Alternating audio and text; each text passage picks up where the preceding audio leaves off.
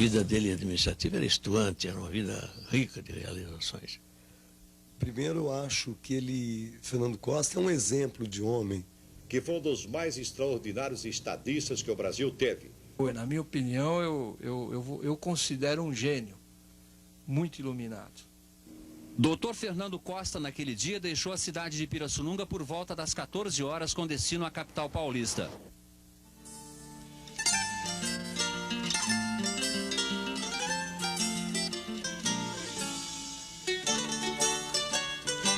Pirassununga, estado de São Paulo. Poucas cidades brasileiras tiveram a oportunidade de contar com a atuação de um político tão brilhante como Fernando Costa. Sem sombra de dúvidas, foi o maior e o mais expressivo dos benfeitores que o município já teve ao longo de sua história. O idealista realizador, como era conhecido, nasceu no dia 10 de junho de 1886, em São Paulo. Na capital, iniciou seus estudos, mas foi na velha Escola Agrícola de São João da Montanha, atual Escola Superior de Agricultura Luiz de Queiroz, em Piracicaba, que recebeu em 1907 o diploma de engenheiro agrônomo e de agrimensor. Antes de exercer a profissão, Fernando Costa enveredou-se pelo jornalismo e foi dirigir a Gazeta de Piracicaba. A tarefa de jornalista não foi longa. Fernando Costa ia mudar de rumo e de terra. Ao casar-se com Dona Anita da Silveira Costa, logo transferiu-se para Pirassununga, onde fixou residência e onde iniciou verdadeiramente na sua carreira profissional. Bem, a cidade ainda estava iniciando a sua... Era uma cidade, de certa maneira, importante no ramal, mas, no cômputo geral, era uma cidade ainda nova, nascendo e com problemas para resolver, sem calçamento, apenas com luz elétrica, uma luz elétrica ainda deficiente. E os bens públicos, vamos dizer assim, eram realmente precários.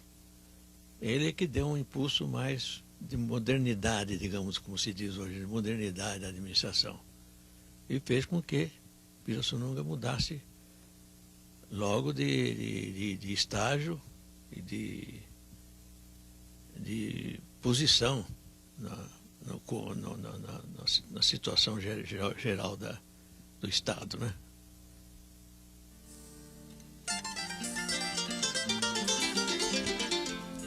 Na qualidade de homem público, Fernando Costa ocupou importantes cargos. Em 1912, assumiu a Prefeitura Municipal de Pirassununga.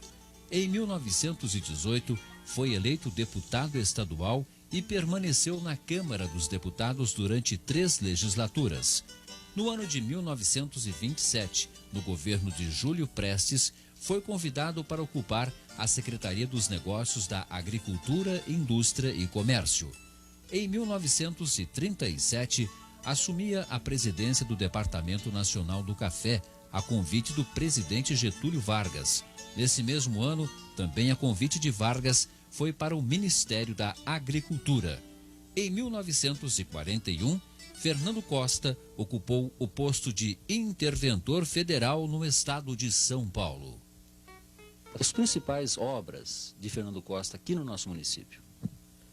Bem, aqui no início foi tratar da cidade, né? Dar um outro aspecto à cidade, modernizar ruas, abrir novas avenidas e enfim, tirar aquele aspecto antigo de vila. E depois trouxe logo a escola normal, já teria vindo para cá a pedido do Manequinho Franco. Mas ele é que se empenhou para que viesse esse prédio suntuoso, que até hoje é uma maravilha, foi ele que trouxe para cá. E depois trouxe a fábrica de tecidos e trouxe a proporção que era possível, de acordo com os cargos que ele exercia no governo do Estado. Ele ia sempre olhando aqui por Pirassununga, e a Pirassununga com isso se desenvolveu bem até 1930. Quando que ele foi prefeito de Pirassununga, inclusive deu maior confusão. Ele soltou aqueles presos não perigosos, que não tinham feito nada tão sério, mas que estavam cumprindo pena, para trabalhar nas estradas. A BR-225 daqui a Aguaí foi feito por presidiário, aquela onde tem a ponte ali do Mogi Guaçu, aquele trecho inteiro foi feito com carrocinha, através de presos aqui da cadeia. Até que o secretário da Segurança Pública quase matou o vovô Fernando por ter feito isso, né? Na minha opinião, eu considero um gênio muito iluminado, né? Nas ações, nas ideias, na maneira de ser, tá certo? E no que ele conseguia despertar naqueles que o cercavam, né? Firme nas ideias, nas proposituras, acreditava na causa e, o mais interessante, executava. Tinha coragem de executar. Na verdade, eu conheci Fernando Costa. Com meus 8, 9 anos de idade, eu tive a oportunidade de conviver com ele e com a sua esposa, Anita Costa, aonde eles mantinham a sua residência em Pirassununga, hoje o Clube Pirassununga. Esta figura esguia alta, simpática, voz pausada, que encontrava tempo para reunir as crianças em torno de si na sua casa, ficou indelevelmente marcado no meu subconsciente. E daí, nós hoje sabemos perfeitamente que foi um dos mais extraordinários estadistas que o Brasil teve, principalmente voltado por aquilo que o Brasil tanto precisa para a agricultura.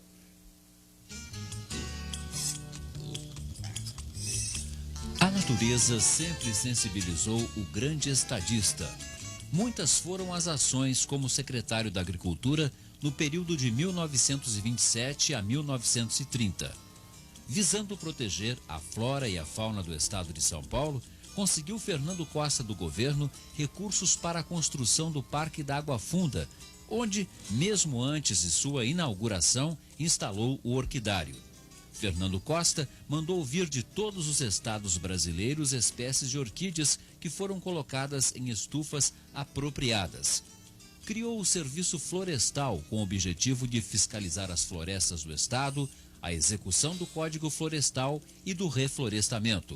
Atribuiu diversas outras funções ao Serviço Florestal do estado, dentre elas a proibição de soltar balões, visando a preservação das matas e lavouras, evitando cenas impressionantes como essas, com prejuízos muitas vezes incalculáveis.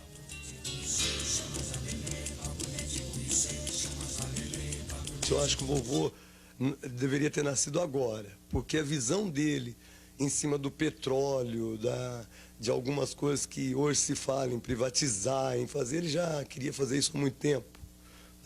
O gasogênio alternativo para a crise do petróleo na época da guerra, a visão em relação ao café, a laranja, poucas pessoas sabem disso, mas ele já teve essa visão que o país poderia ser um grande produtor de laranja mundial.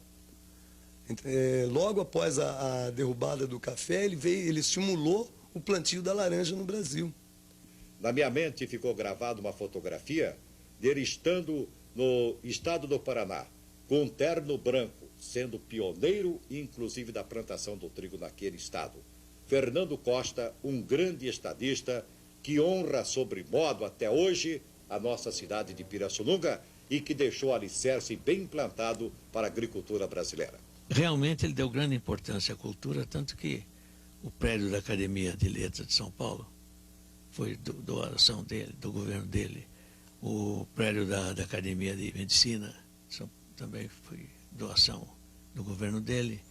E ele que foi o primeiro que criou o Conselho Estadual de Bibliotecas e Museus, dando secretaria da entidade ao Guilherme de Almeida, né, que era um poeta de nome. Né, e essa foi uma iniciativa dele, por causa disso as atividades no setor se ampliaram e veio dar resultado depois da criação de museus aqui, né, no estado todo, a renda de museus e de casas de cultura. Nós precisamos mostrar aos jovens, né, esse cidadão pirassununguense, Dr. Fernando Costa, e a obra dele. Grande parte dos nossos jovens desconhecem. Então, essa é uma tarefa nossa a ser feita, né? E eu tenho a impressão que, ao conhecerem parte da obra, desse grande estadista, eles passarão também a ser admiradores do Dr. Fernando Costa, e isso muito vai os influir na maneira de ser, na postura, né, como cidadãos, tá certo? Como futuros profissionais, inclusive.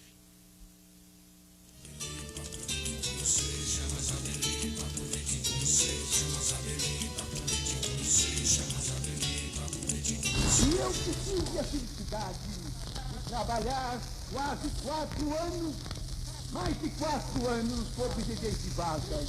Tive a oportunidade de verificar bem os elevados sentimentos de Sua Excelência no seu trabalho fecundo para o engrandecimento do Brasil.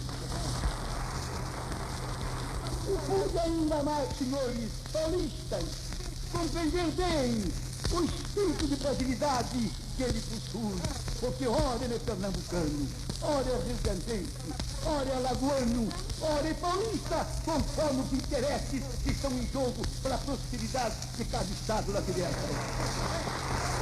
É um apaixonado, meus senhores, pela produção, pelo enriquecimento da nação. Sua Excelência me chamava às vezes de ministro do entusiasmo, porque eu sempre tive um grande entusiasmo de fazer da terra brasileira surgir riquezas imensas e com essa riqueza resolvermos os nossos macros problemas. E Sua Excelência não ficava atrás de mim, que todas as vezes eu levava a discussão assuntos que poderiam enriquecer o país. Sua Excelência o acolhia com um sorriso, com imensa satisfação. E por isso, meus senhores, nesta festa esplêndida, nesta festa onde todas as classes paulistas se congregam para homenagear Marcondes Filho, eu quero levantar um brinde ao presidente Getúlio Vargas para que ele faça um governo fecundo, um governo útil, um governo que leve o Brasil cada vez mais para o seu salto de ensino e para a felicidade dos seus filhos.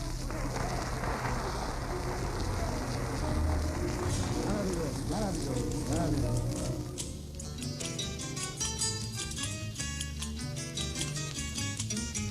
Em 1938, Fernando Costa lançou a campanha do gasogênio, que também foi recebida com ironia e descrédito. Fernando Costa via coisas que outros não viam. A guerra era o desejo de todos. Poderia até demorar para ser deflagrada, ou até nem chegaria a estourar. Mas, infelizmente, estourou. Pouco mais de 2 anos atingia aos Estados Unidos e com 3 anos o nosso país. O gasogênio foi, sem dúvida, outra grande vitória de Fernando Costa.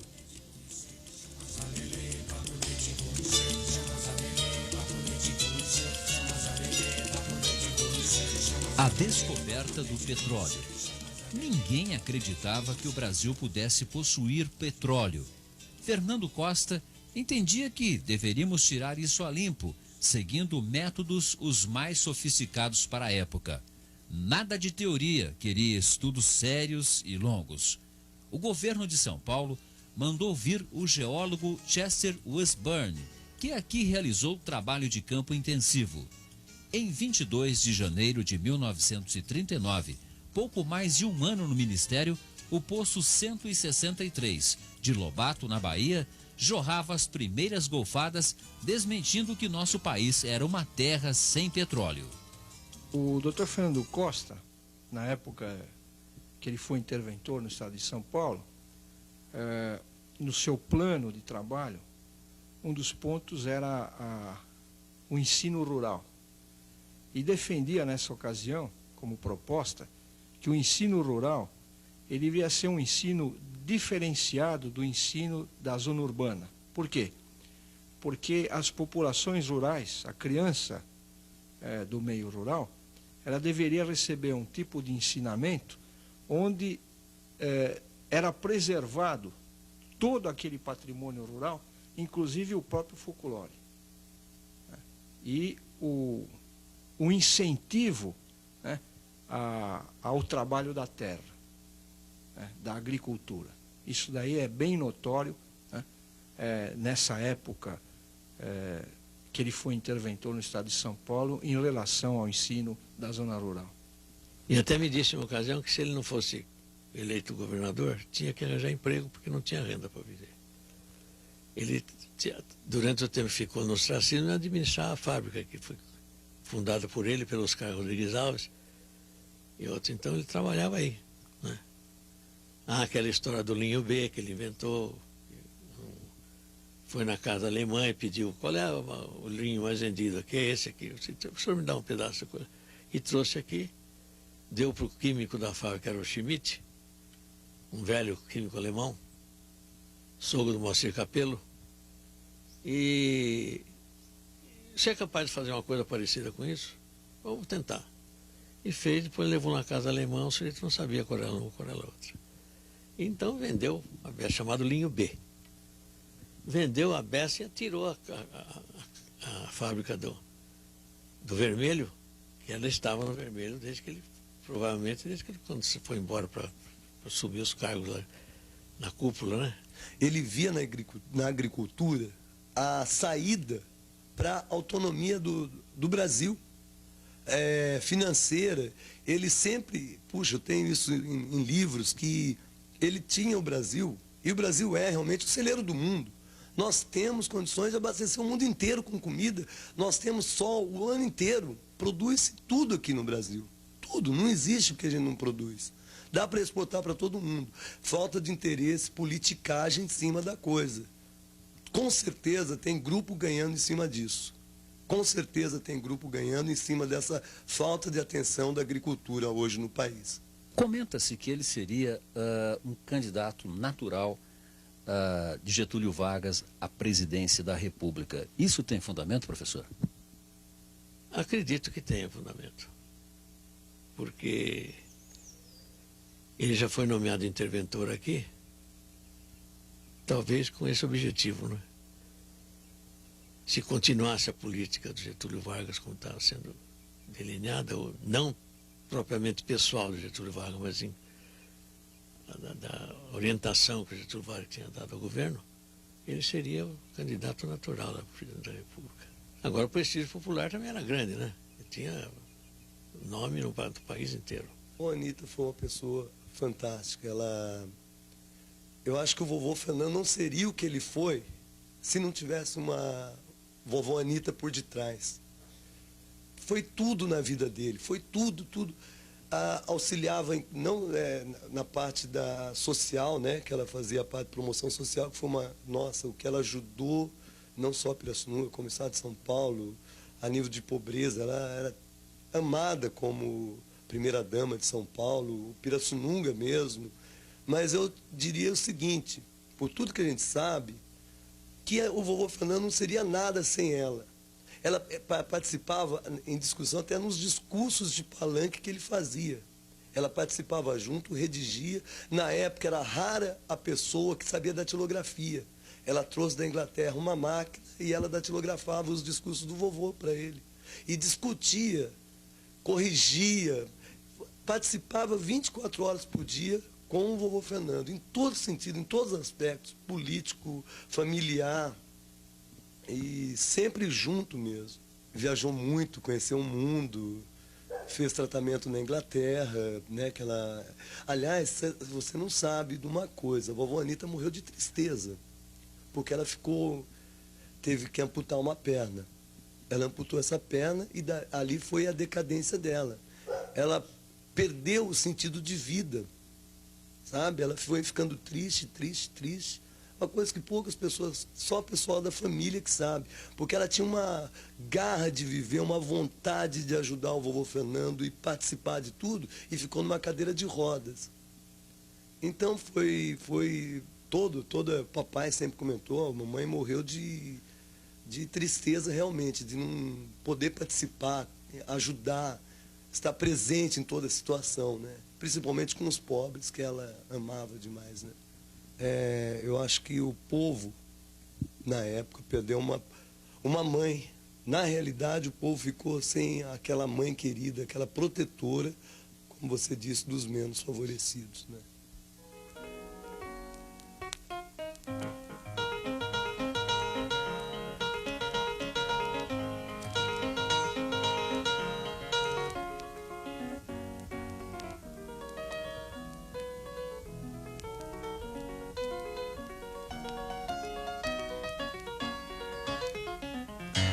Foi exatamente nesse local que, na tarde do dia 21 de janeiro de 1946, um trágico acidente interrompeu uma das mais brilhantes carreiras de homem público desse país, a de Dr. Fernando Costa.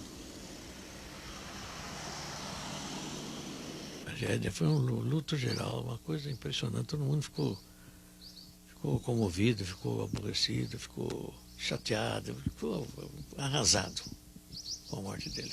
Principalmente aqui em São Paulo, porque, além do mais, ele estabelecia uma certa segurança na política. Portanto, era calma para se trabalhar, para se realizar, etc. Sentia-se que tinha um comando seguro, né? Naquele dia, Dr. Fernando Costa deixou Pirassununga por volta das 14 horas com destino à capital paulista. A viagem transcorria normalmente. Ele estava sentado com o motorista no banco da frente. Ao passarem por este local, surgiu daquele lado de lá um outro automóvel vindo da capital paulista, que trafegava na contramão e em sentido contrário.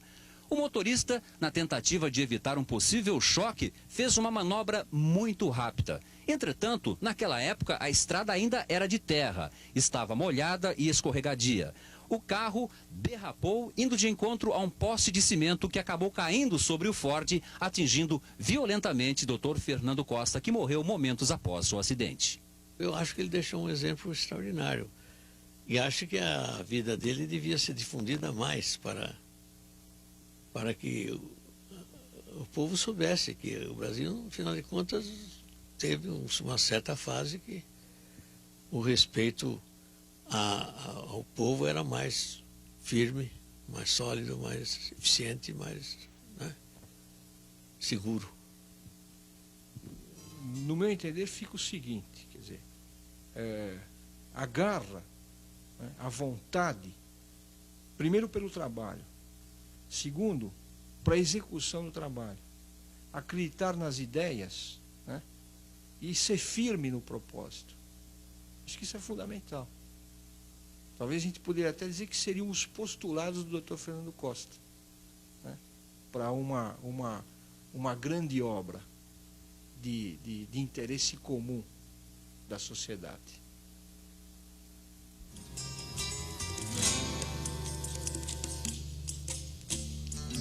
Os despojos de Dr. Fernando Costa e Dona Anita Costa foram trasladados do cemitério da Consolação no dia 10 de junho de 1986 para o saguão principal do prédio da USP de Pirassununga.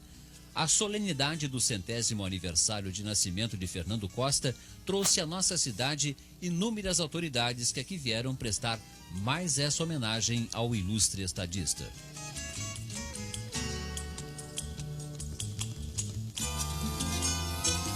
A personalidade de Fernando Costa se impôs à admiração geral por seus traços marcantes de compreensão.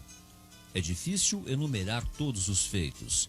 Como deputado, por exemplo, promoveu campanhas importantes como a da profilaxia da lepra, crédito agrícola e assistência dentária escolar. Na Secretaria da Agricultura, instaurou a policultura e iniciou a campanha para a construção de estradas de rodagem. Criou o Departamento de Indústria Animal na Água Branca, em São Paulo. Fundou também o Instituto Biológico e criou serviços da maior importância. Como ministro da Agricultura, Fernando Costa intensificou as campanhas do trigo, gasogênio, dos adubos químicos e do petróleo. Construiu também a Escola Nacional de Agronomia. Criou postos zootécnicos e estações experimentais. Como interventor federal, deu prosseguimento às campanhas que iniciara como secretário da Agricultura. Deu grande atenção aos problemas da educação e saúde, aos problemas da assistência social. Organizou e instalou o Hospital das Clínicas e criou diversos serviços.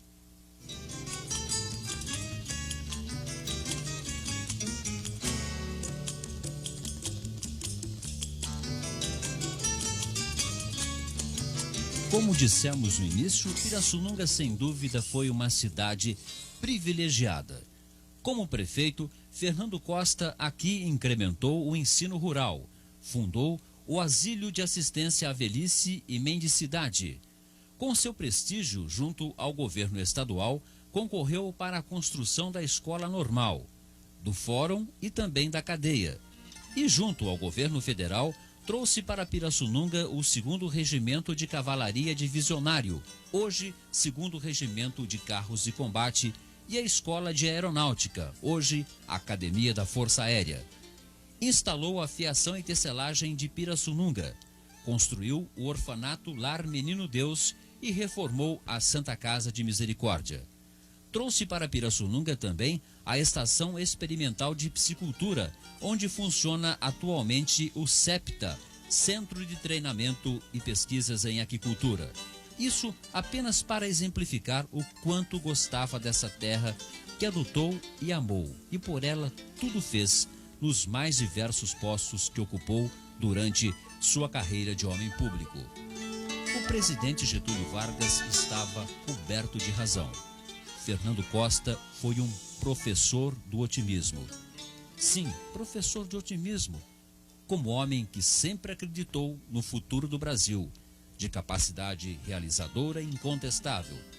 Uma lição para todos nós que acreditamos que um dia o Brasil conseguirá seu merecido espaço, proporcionando ao seu povo e sua gente os meios necessários para que possamos atingir nossos objetivos.